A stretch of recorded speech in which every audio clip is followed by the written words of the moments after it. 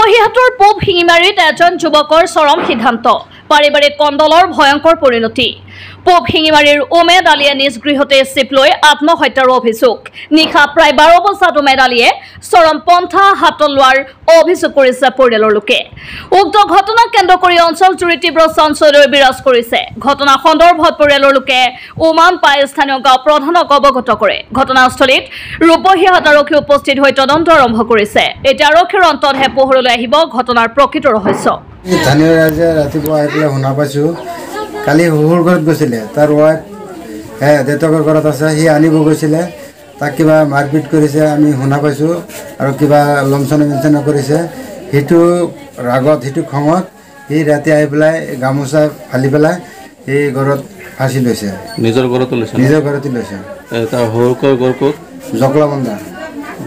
পাৰিবাৰিক কেছকাল আছিল নে পাৰিবাৰিক কেছকাল আছিলে শুনা পাইছোঁ ল'ৰাটো বয়স কিমান হৈছে 22-23 মান হ'ব আৰু আপোনাৰ ল'ৰাটোৰ দেউতাকৰ নাম কি চহৰ আলী ল'ৰাটোৰ নাম কি উমেদ আলী দেউতাৰ নাম চহৰ আলী পূব শিঙিমাৰী আপোনালোকে এই আৰক্ষী প্ৰশাসনক জনাইছেনে জনোৱা হৈছে আহিছে আৰক্ষী অহা নাই আহি পাব জনোৱা হৈছে